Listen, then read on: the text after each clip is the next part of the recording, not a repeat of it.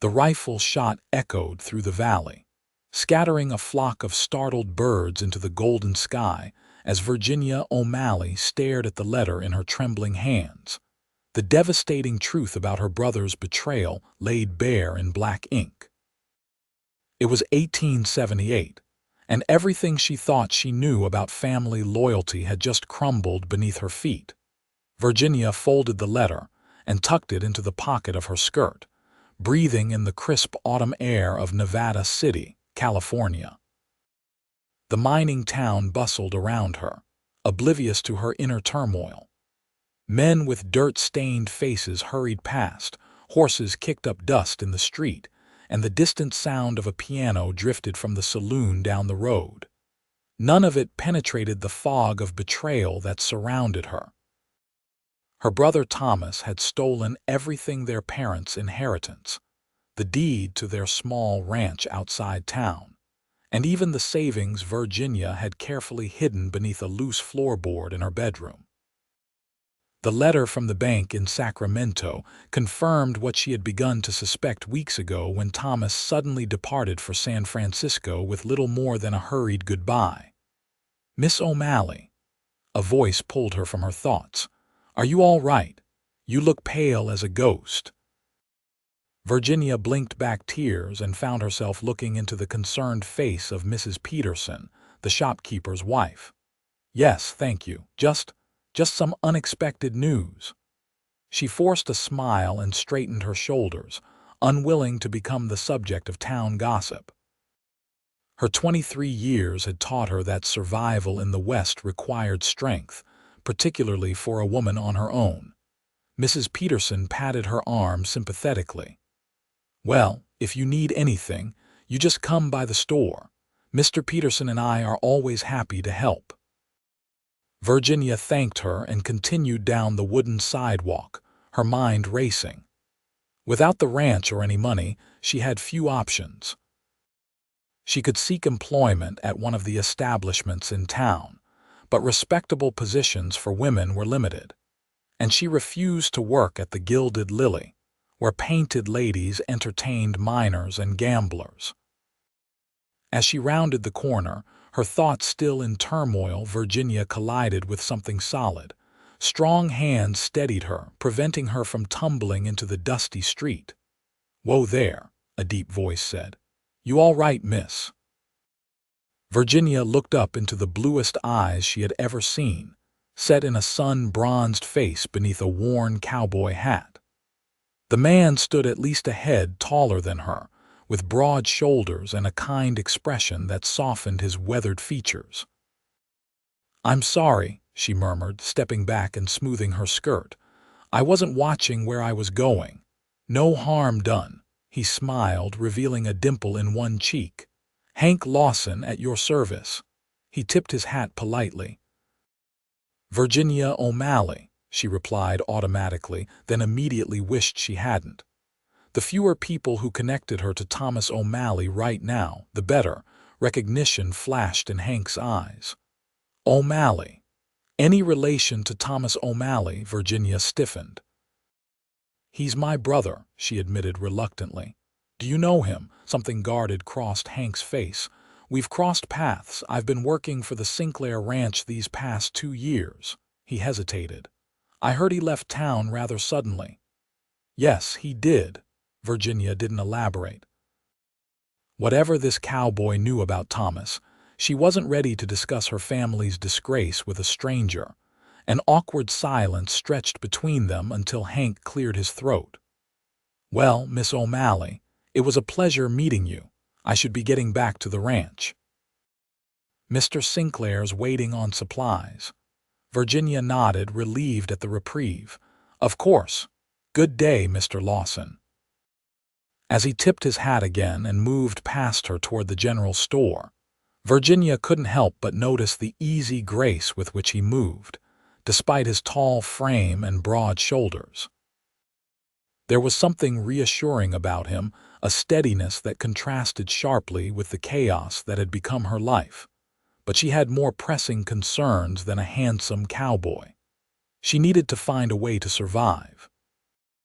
The Nevada City Hotel stood at the end of Broad Street, a three-story wooden structure that had seen better days but still maintained a level of respectability that distinguished it from the bawdier establishments closer to the mines. Virginia had known Mrs. Hollister, the proprietress, since childhood. The bell above the door jingled as Virginia entered the hotel's small lobby. Mrs. Hollister, a stout woman in her 50s with steel-gray hair pulled into a severe bun, looked up from her ledger. "Virginia, dear." Her smile faded as she took in Virginia's expression. "What's wrong, child?" The kindness in the older woman's voice nearly undid Virginia's fragile composure. I need work, Mrs. Hollister, and a place to stay. I can't go back to the ranch." Mrs. Hollister's eyebrows rose, but she asked no questions. Instead, she closed her ledger and gestured for Virginia to follow her into the small office behind the front desk. "Sit down, dear," she said, pouring a cup of tea from the pot that always seemed to be brewing. "Now, tell me what's happened." Virginia took the cup with trembling hands and told Mrs. Hollister everything: how Thomas had gradually taken control of their finances after their parents' deaths from influenza 3 years ago, how he had convinced her it was for the best since she knew little about business matters, and how she had discovered, too late, that he had been systematically stealing from her. "The ranch is gone," she finished, her voice hollow. "He forged my signature on the deed and sold it to someone in San Francisco. The money from our parents, my savings, all of it gone. The bank says there's nothing they can do." Mrs. Hollister's face had grown increasingly grim as Virginia spoke. "That worthless scoundrel," she muttered. "Always thought he was too smooth by half." She reached across the desk to pat Virginia's hand. "You can stay here, dear. I've been needing help with the cleaning and serving meals. The pay isn't much, but you'll have a room and board." Relief washed over Virginia. "Thank you, Mrs. Hollister. I don't know what I would have done." "Nonsense. Your mother was one of my dearest friends.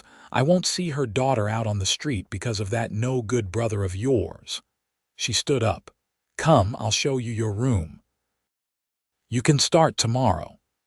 Virginia followed Mrs. Hollister up the narrow stairs to the 3rd floor, where a small but clean room awaited. It was a far cry from her comfortable bedroom at the ranch, but it represented safety and a chance to rebuild. After Mrs.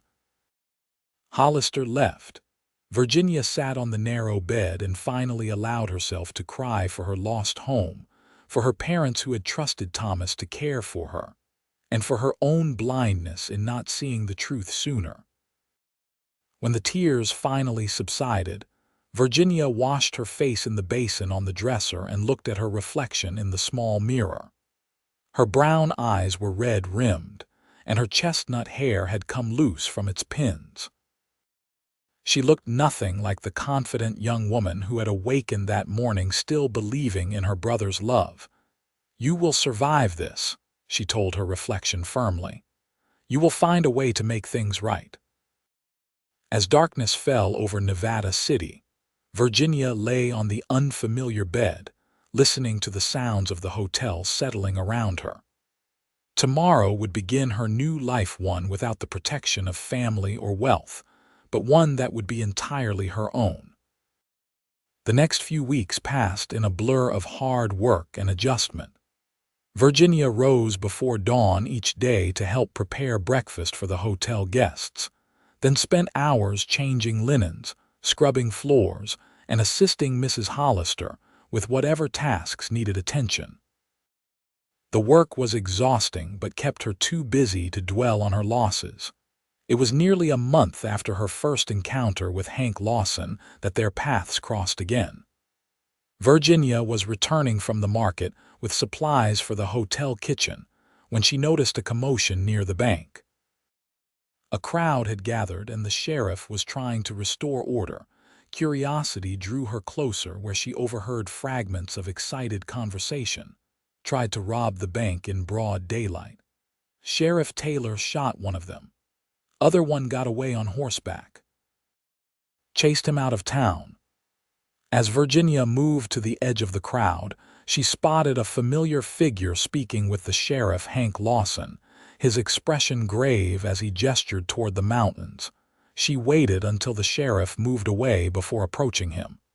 "Mr. Lawson, what's happening?" He turned, surprise flickering across his face when he recognized her. "Miss O'Malley." He touched the brim of his hat. "There was an attempted robbery.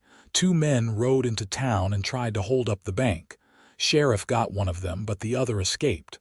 He glanced toward the distant hills. "Sheriff's forming a posse to go after him." "Are you joining them?" she asked, noting the determined set of his jaw. "Yes, madam. I know these hills better than most." He hesitated, studying her face. "How have you been? I heard about what happened with your brother and the ranch." Heat rushed to Virginia's cheeks, so her family's disgrace was common knowledge. "News travels fast," she said stiffly. "It's a small town," Hank replied, his voice gentle. "For what it's worth, I'm sorry, what he did wasn't right." Before Virginia could respond, the sheriff called for the posse members to gather. "I need to go," Hank said. "Take care of yourself, Miss O'Malley." She watched him mount his horse and ride out with the other men, a strange mixture of emotions churning inside her. His simple expression of sympathy had touched something deep within her, a place that had been numb since Thomas's betrayal. That evening, as Virginia served dinner to the hotel guests, Mrs. Hollister pulled her aside. "Did you hear? They caught the bank robber. He was hiding in one of the abandoned mining shacks up in the hills."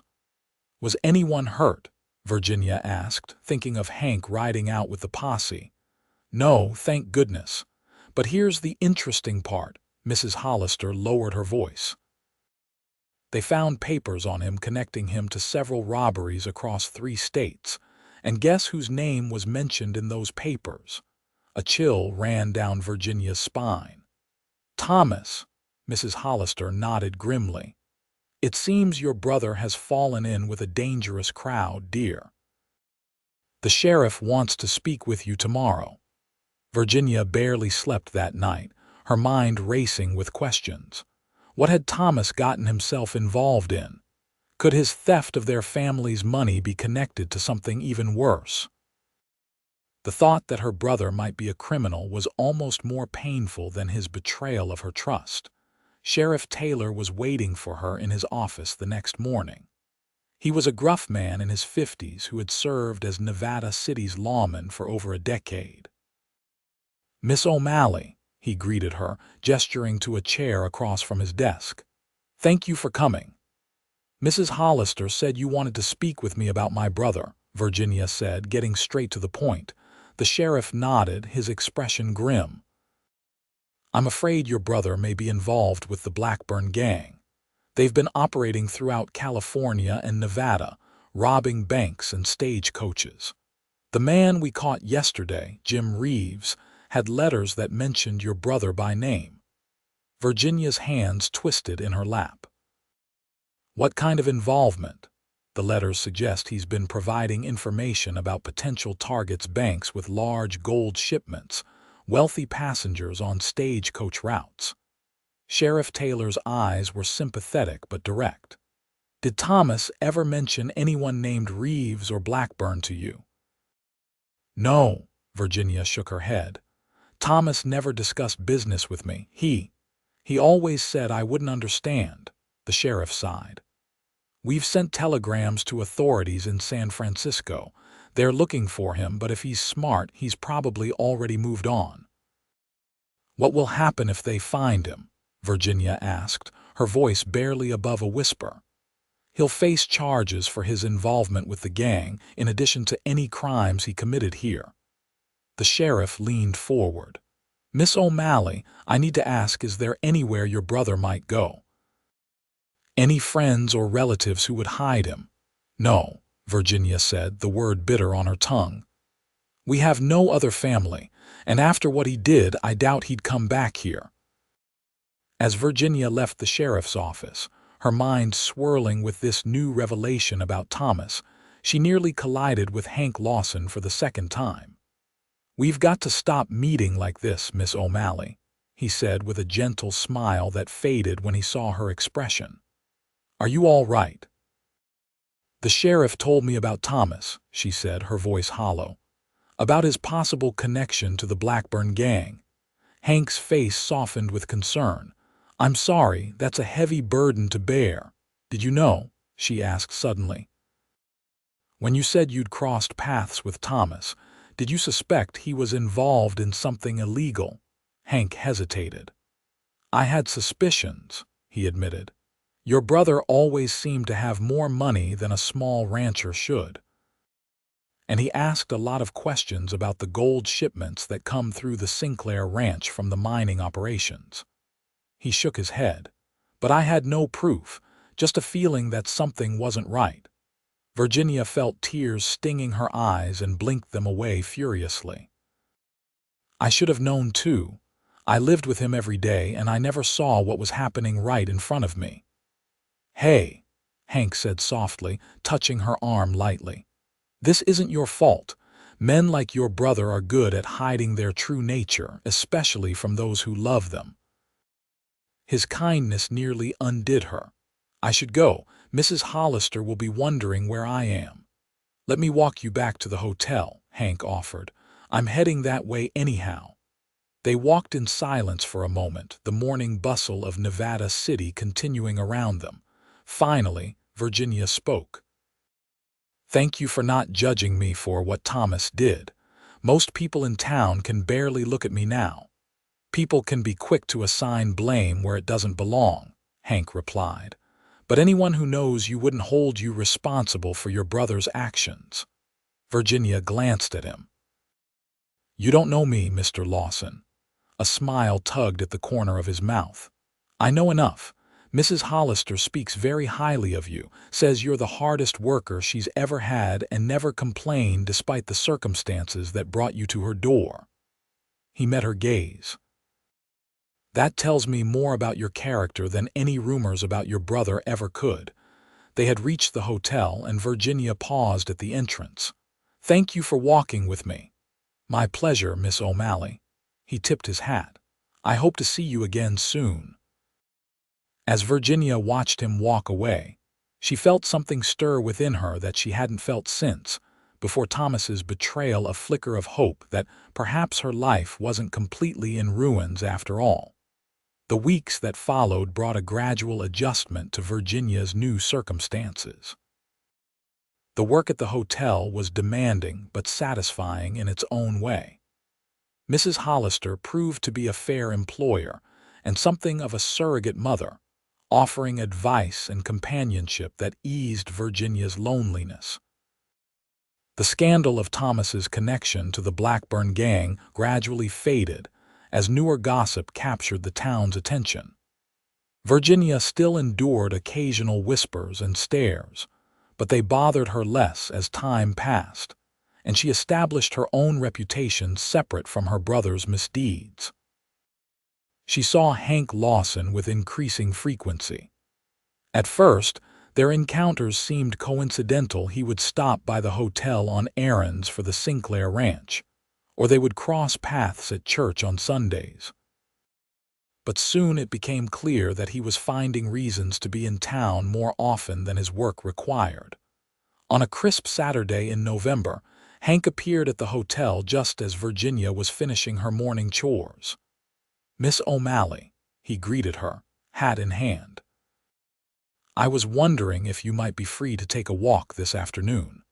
The weather's fine, and I thought you might enjoy some time away from the hotel." Virginia hesitated. No man had shown interest in her since Thomas had chased away her last suitor over a year ago, claiming the young man was only after their family's money.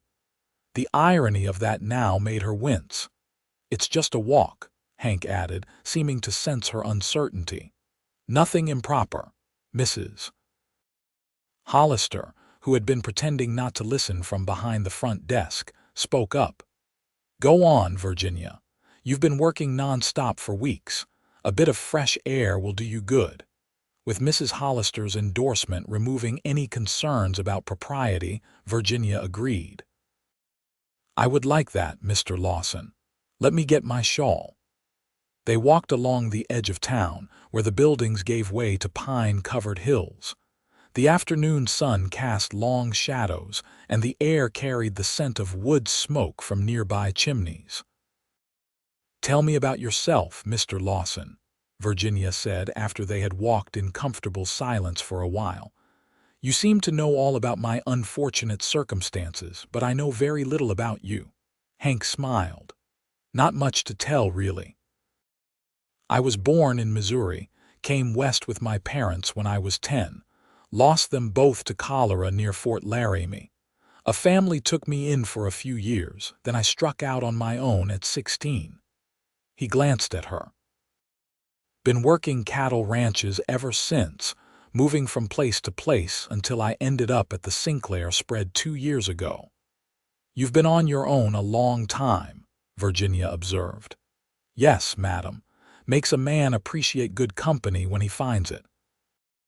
His blue eyes met hers briefly before looking ahead. "What about you? Before everything happened, what was your life like?" Virginia considered the question. "Sheltered, I suppose. After our parents died, Thomas became even more protective, or so I thought at the time. Now I realize he was isolating me to make his deceptions easier." She shook her head. "I had a few friends in town, attended church socials, helped with the ranch accounts. Nothing very exciting." "Any beaux?" Hank asked, then immediately looked embarrassed. "Forgive me, that's too personal." "It's all right," Virginia assured him. "There was one young man, Henry Davies. He courted me briefly last year, but Thomas disapproved and eventually drove him away." She gave a humorless laugh. "Thomas claimed Henry was only interested in our family's money. In light of what happened, that accusation seems particularly hypocritical." They reached a small clearing that offered a view of the valley below. The town of Nevada City spread out before them, smoke rising from chimneys, the distant sound of activity carrying on the clear air. "It's beautiful up here," Virginia said, wrapping her shawl tighter against the cool breeze. "One of my favorite spots," Hank agreed. "I come here sometimes to think. Helps put things in perspective." Virginia studied his profile, the strong jaw, straight nose, and thoughtful eyes. "What things do you need to put in perspective, Mr. Lawson?" He turned to her with a half smile.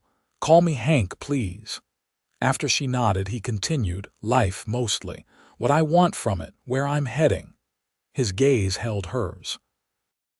"For a long time I was content just drifting from ranch to ranch, never putting down roots.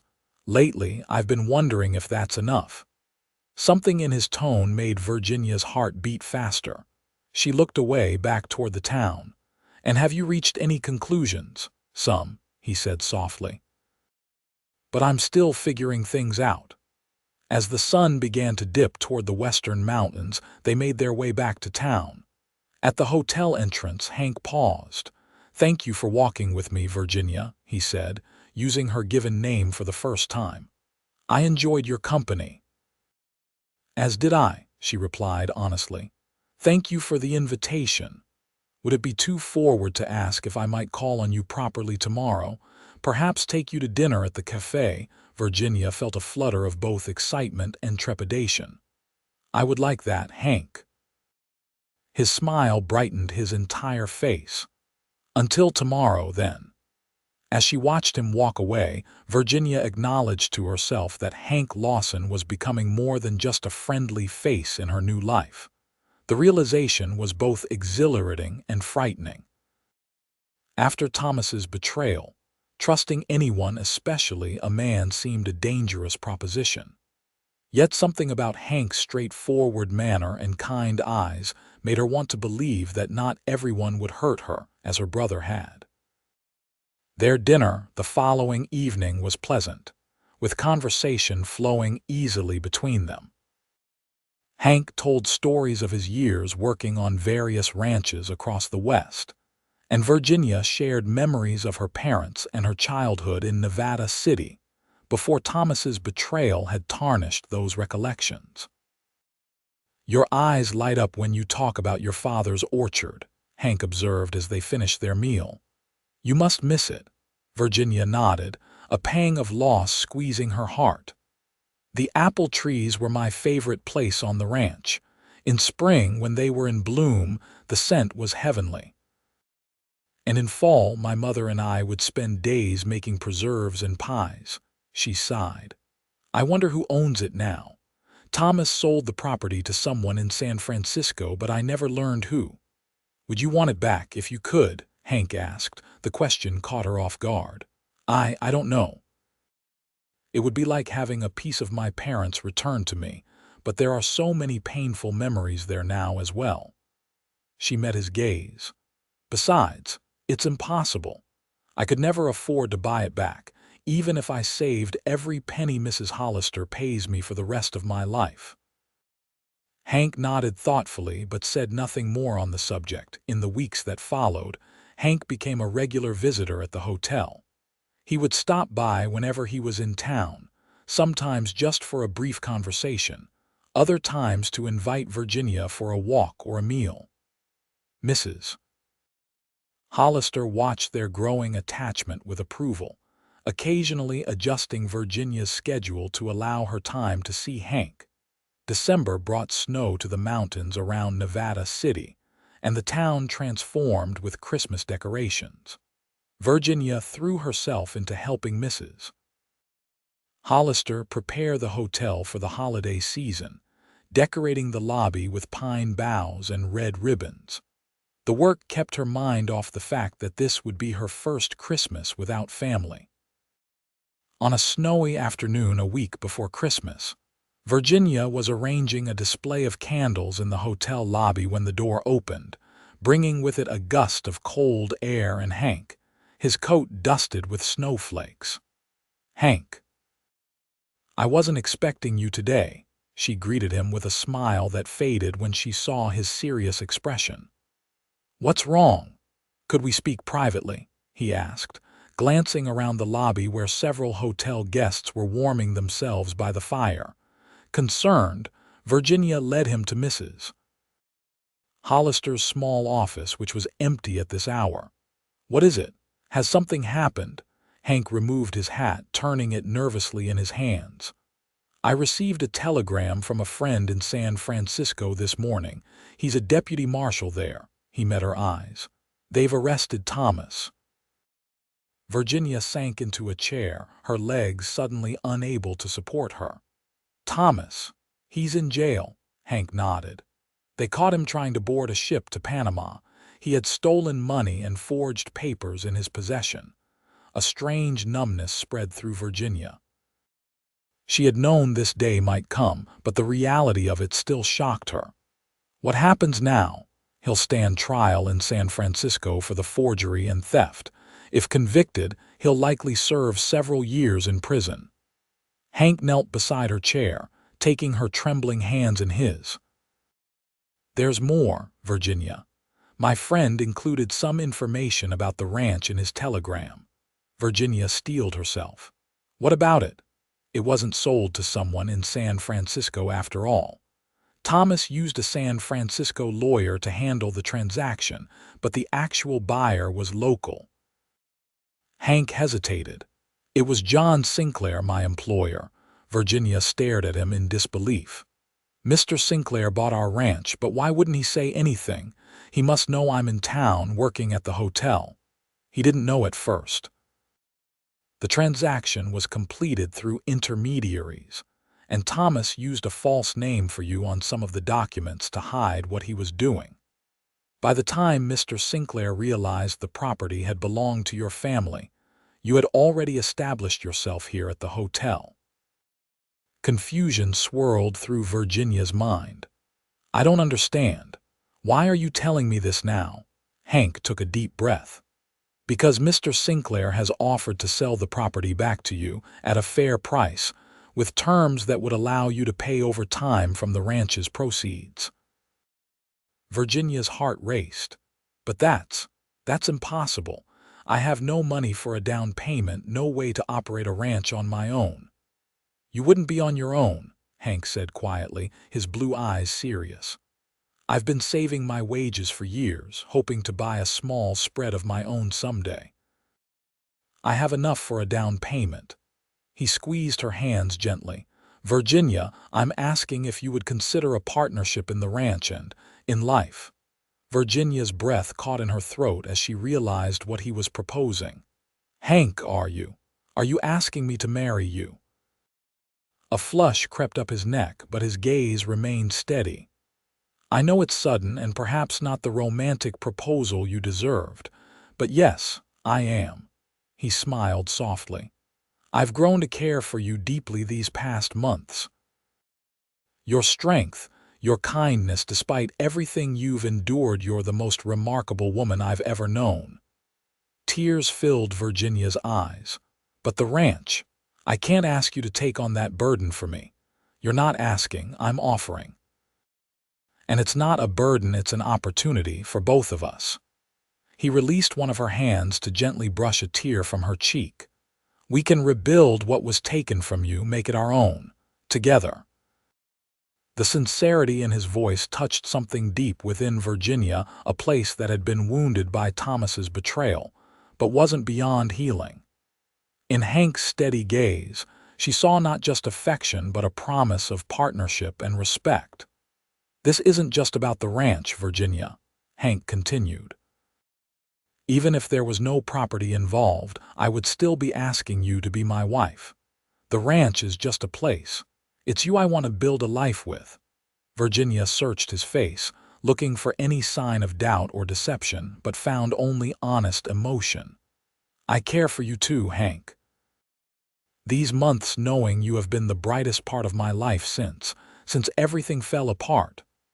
She took a shaky breath. But marriage is a serious commitment.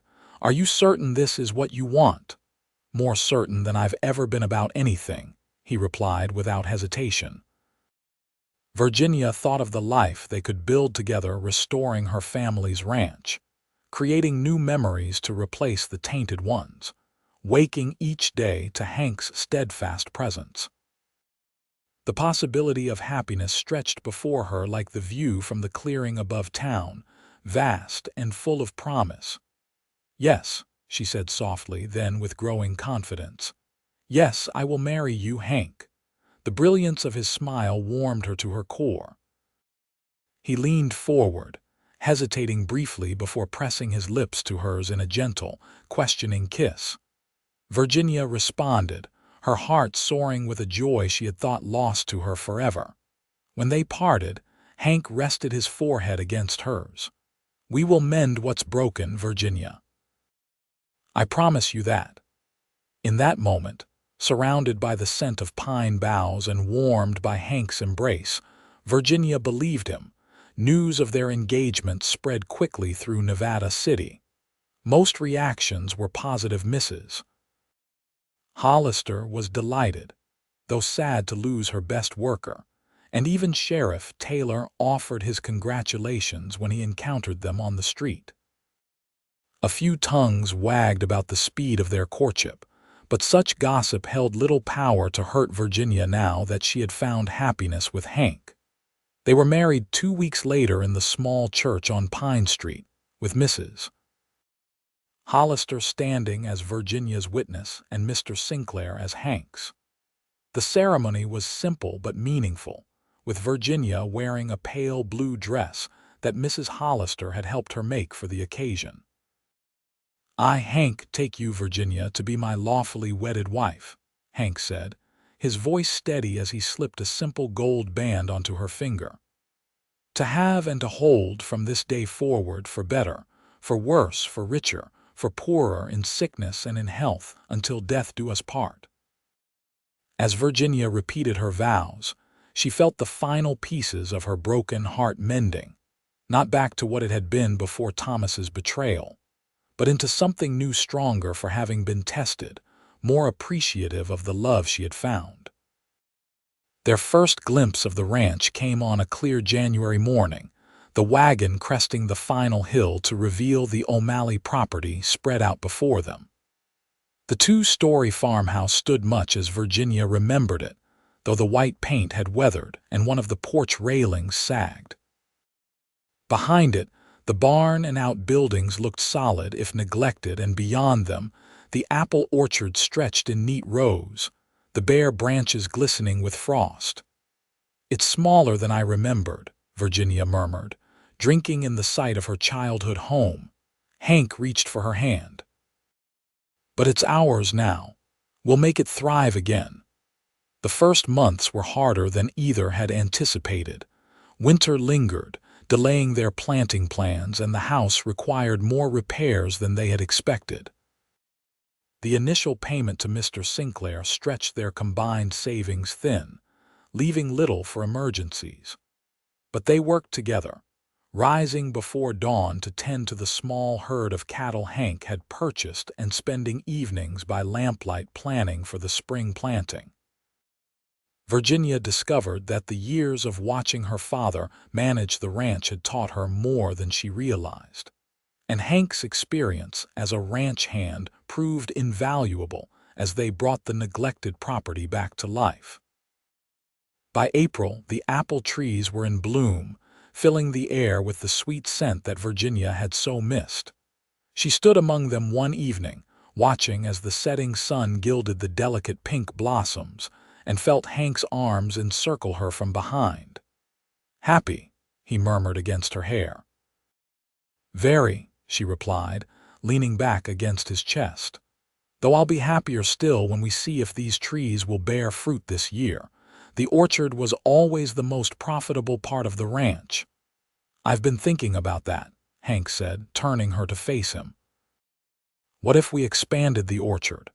There's that section of land to the south that gets good sun but isn't much use for grazing.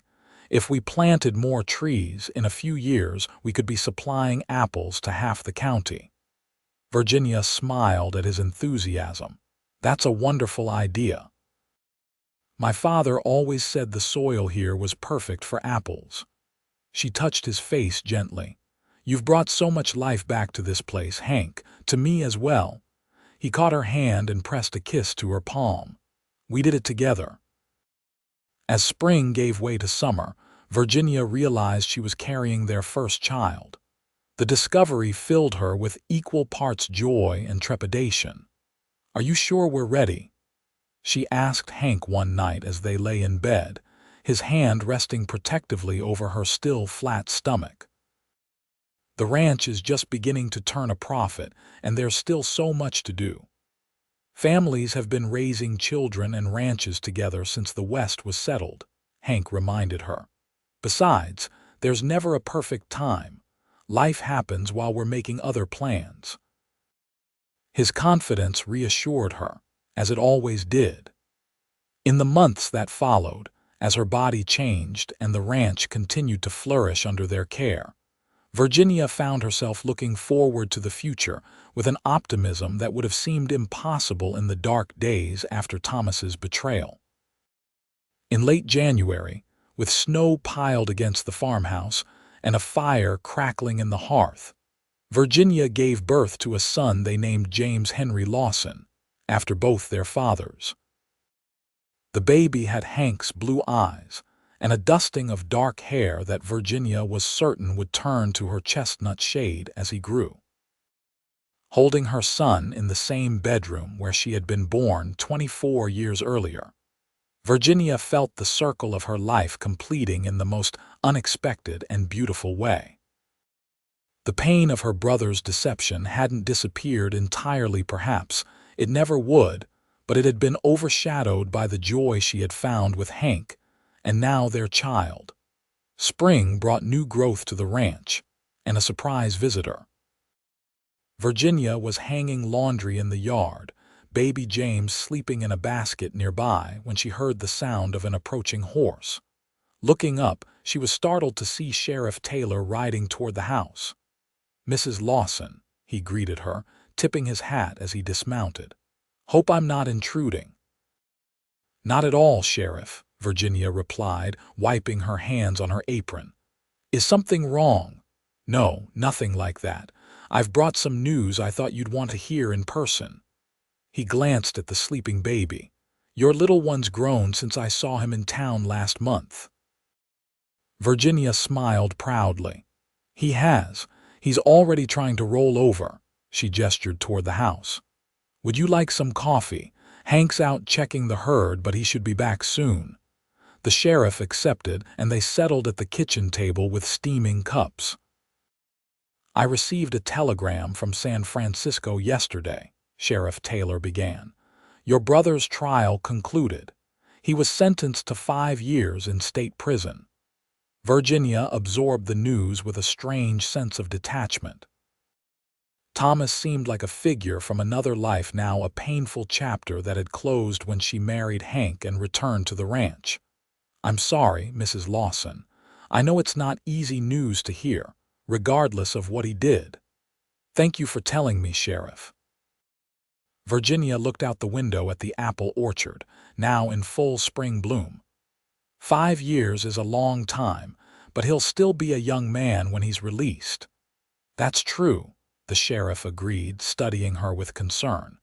"Does it worry you, the thought of him being free again someday?" Virginia considered the question. It did once, but not anymore.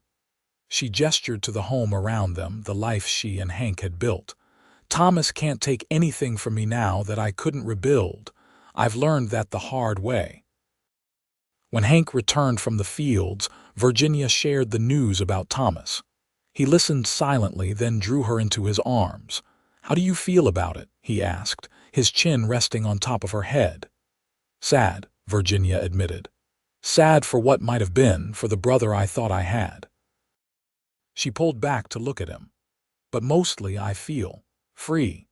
Like this was the final thread connecting me to that time in my life." Hank brushed a strand of hair from her face. "Your brother's actions led you to the lowest point in your life, but they also led you to me, to this ranch, to James. I can't be sorry for that, even while I wish you hadn't had to suffer." "Nor can I," Virginia agreed. "It's strange how life works, isn't it? How the worst moments can lead to the best ones if you survive them." The years that followed brought both challenges and joys. Their apple orchard expanded as Hank had envisioned, and by the time James was walking, the Lawson Ranch was known throughout the county for its quality fruit. They added more cattle, built a new barn, and welcomed a daughter, Emma Rose, when James was 3. Virginia never heard directly from Thomas during his imprisonment, though occasionally news would reach her through Sheriff Taylor or other contacts. He had become a model prisoner, working in the prison library and teaching other inmates to read. The information brought her a measure of peace. Perhaps her brother was finding redemption in his own way. One autumn afternoon, as Virginia and Hank sat on the porch watching 7-year-old James and 4-year-old Emma playing in the yard, a rider approached the ranch. Virginia shaded her eyes against the setting sun, trying to identify the visitor. "You recognize him?" she asked Hank, who had stood for a better view. "No," Hank replied, his posture tense. Years of hard work had added strength to his already impressive frame. And at 32, he was in his prime, a fact that reassured Virginia as the stranger drew closer. The man reined in his horse at the edge of the yard, removing his hat to reveal dark hair streaked with premature gray. He was thinner than Virginia remembered, his once smooth face now lined, but she would have known him anywhere. "Thomas," she whispered, her hand finding Hank's for support. Her brother dismounted slowly, his movements suggesting stiffness from the long ride. He stood beside his horse, hat in hand, making no move to approach the porch. "Virginia," he called, his voice hoarse, "I wasn't sure you'd still be here."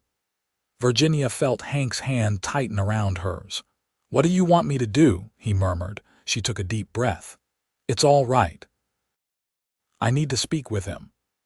To the children, who had stopped playing to stare at the newcomer, she called, "James, take Emma inside, please."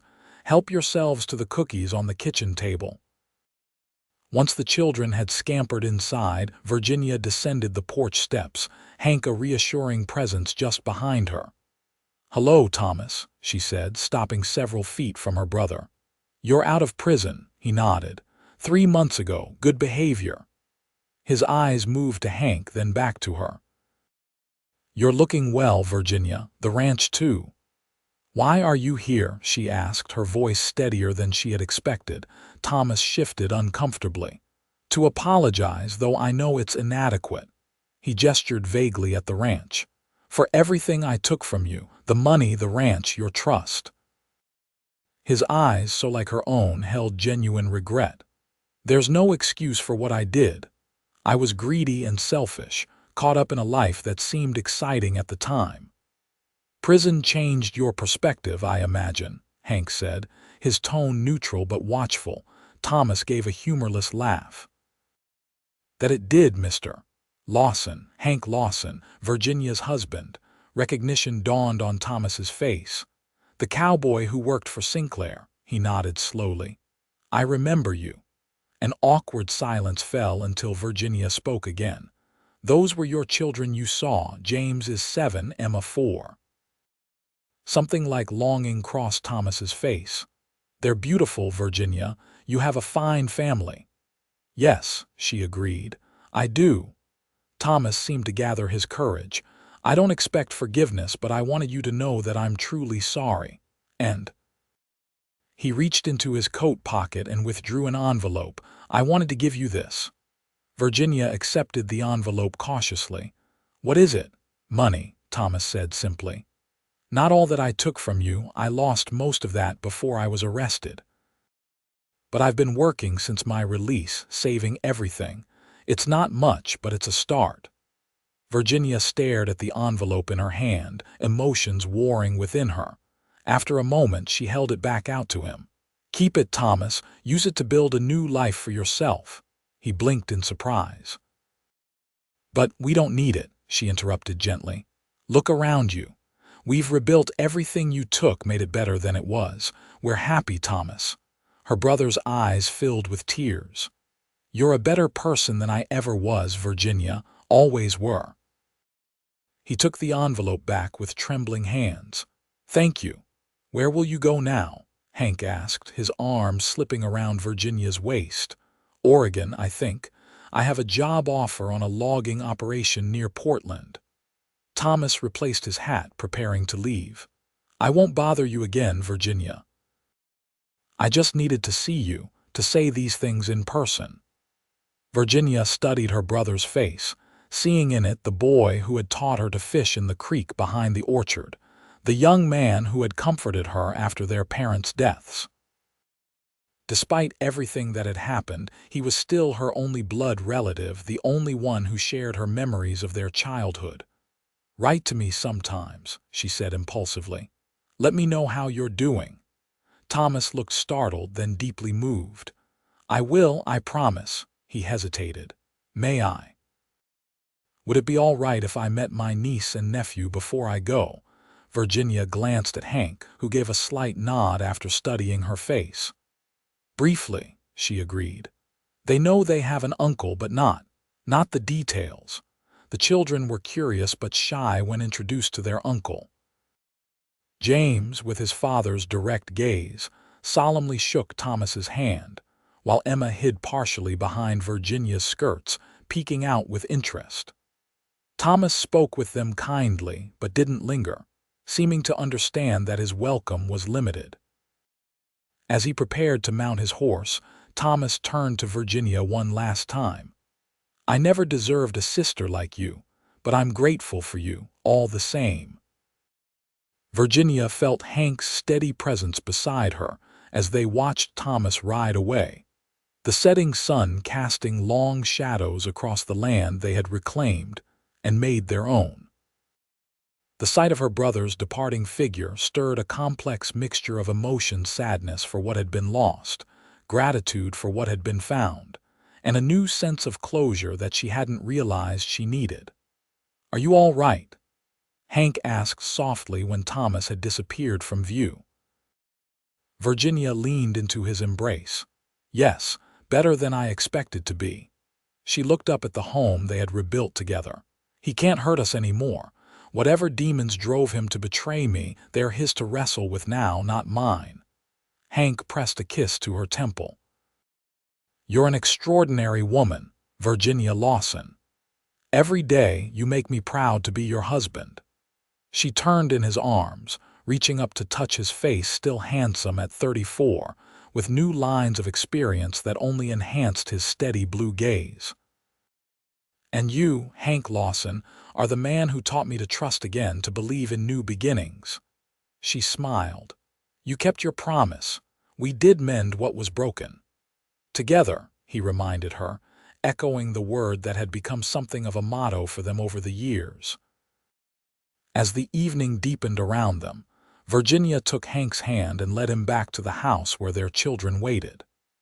The pain of her brother's betrayal had faded to a distant ache, overshadowed by the joy she had found in the life she and Hank had built. Whatever the future held, challenges, sorrows, or triumphs, they would face it as they had faced everything since that snowy day when Hank had asked her to be his wife. Together, with love and determination, mending whatever needed repair along the way. Years passed, and the Lawson Ranch flourished.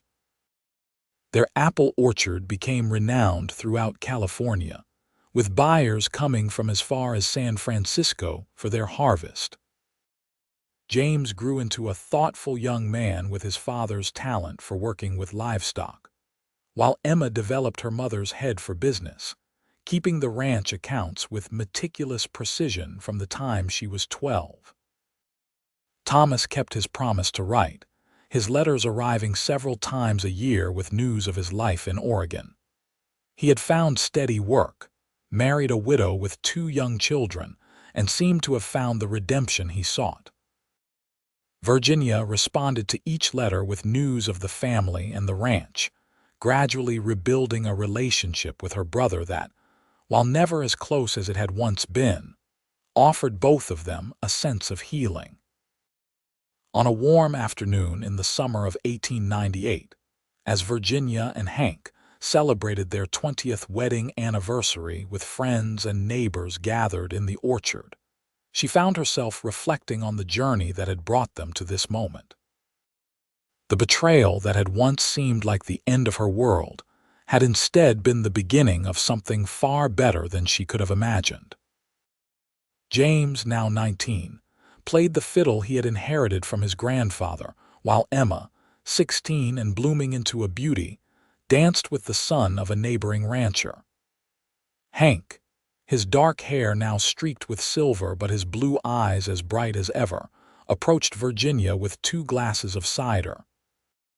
"A penny for your thoughts, Mrs. Lawson," he said, handing her a glass. Virginia smiled at the man who had been her rock for 2 decades. "I was just thinking about how fortunate I am, how one moment of kindness from a cowboy changed the course of my life." Hank's eyes softened with memory. "You mean when I kept you from falling in the street? As I recall, you were so distracted you nearly knocked me over." "I was reading a letter from the bank," Virginia remembered, "learning that Thomas had stolen everything." She shook her head in wonder. "If I hadn't been on that street corner at that exact moment, we would have met some other way," Hank said with certainty. "Some things are meant to be, Virginia." As the celebration continued around them, Virginia leaned her head against her husband's shoulder, watching their children, their friends, the life they had built together. From the depths of betrayal, she had found her way to the greatest happiness she could have imagined, not despite the hardship, but because of how it had shaped her, strengthened her, and led her to the love that had healed her broken heart. "You're right," she murmured, looking up at Hank with eyes full of love. "Some things are meant to be." In the golden light of the orchard, surrounded by the fruits of their labor and love, Virginia and Hank Lawson stood together as they had for 20 years, partners in all things. their once wounded hearts long since mended by the steady devotion they had shown each other through every season of their lives.